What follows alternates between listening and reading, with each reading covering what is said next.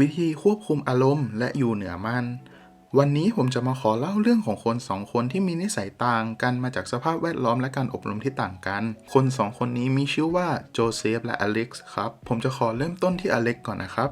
อเล็กซ์เนี่ยเป็นเด็กที่มีความเป็นผู้นำสูงเขาชื่นชอบการอ่านการ์ตูนเกี่ยวกับวีรบุรุษชาวกรีกที่มีความกล้าหาญและเก่งกาจมากๆมีความเป็นผู้นำมากกว่าการเป็นผู้ตามอเล็กซ์เนี่ยไม่ได้เป็นเด็กที่เกินผู้ใหญ่นักนะครับแต่เขาเชื่อว่าหากลงมือทำด้วยตัวเองเขาจะได้ผลลัพธ์ที่ดีตามเช่นกันเขาเชื่อมั่นในมาตรฐานของตัวเองมากกว่าของคนอื่นวันหนึ่งอเล็กซ์ได้เจอกับชายจรจัดที่กำลังจะขอเศษเหรียญจากเขาอเล็กซ์ได้แต่คิดว่าทำไมชายจรจัดคนนี้ถึงปล่อยให้ตัวเองกลายเป็นคนขี้แพ้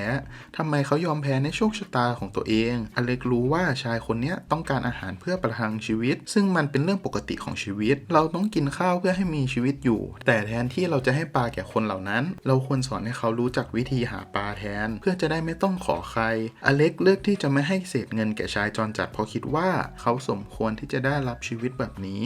เพราะเขาไม่ยอมสู้เพื่อตัวเองรอคอยการช่วยเหลือจากคนอื่นดังนั้นโลกจะคัดกรองคนที่สมควรมีชีวิตอยู่ครับ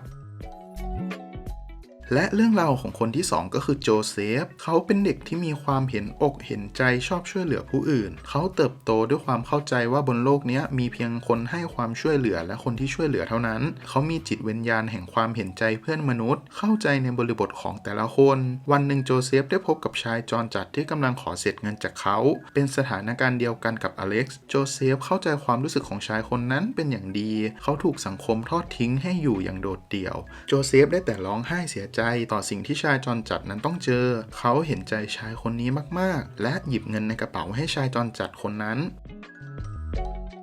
เรื่องราวทั้งสองเรื่องมาจากมุมมองของคนสองคนที่ต่างกันสุดขั้วการได้รับการอบรมสั่งสอนสภาวะสิ่งแวดล้อมที่ต่างกันเขาต้องเจอสถานการณ์เดียวกันแต่ถูกถ่ายทอดออกมาในมุมมองที่แตกต่างกันอย่างสิ้นเชิงอารมณ์การจัดการความรู้สึกที่ไม่เหมือนกันโดยที่ต่างฝ่ายต่างไม่รู้ถึงเบื้องหลังของชายจรจัดว่าอะไรนำพาให้ชายจรจัดมาถึงจุดนี้จุดที่ไม่เหลืออะไรและต้องเป็นขอทานในความเป็นจริงแล้วทั้งโจเซฟและอเล็กมาจากสภาพแวดล้อมที่ต่างกันการอบรมหรือพันธุกรรมทางสังคมที่พยายามใส่ชุดความคิดเห็นที่ไม่เหมือนกันเป็นสิ่งที่หล่อหลอมและปูพื้นฐานให้เด็กๆทั้งสองมีความคิดและวุฒิภาวะอารมณ์ที่ต่างกัน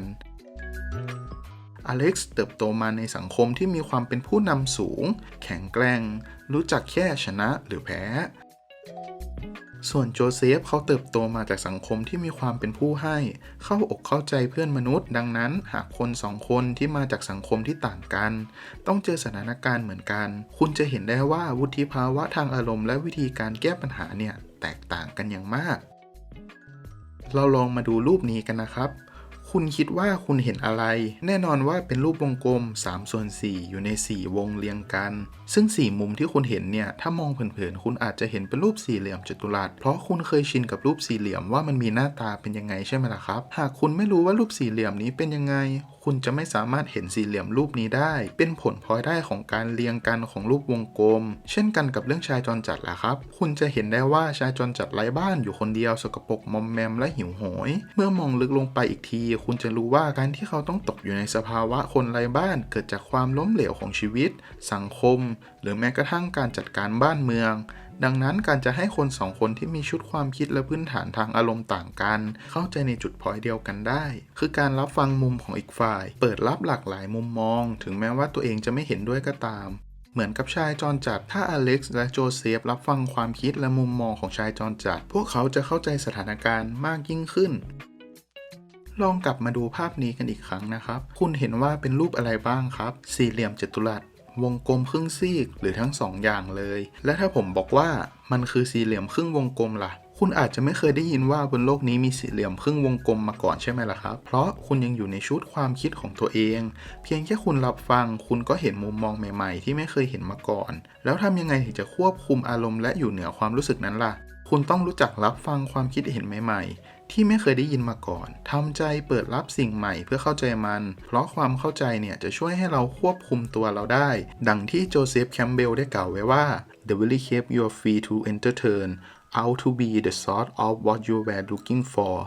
สิ่งที่เรากลัวที่จะเผชิญกลับกลายเป็นสิ่งที่เราตามหาในท้ายที่สุด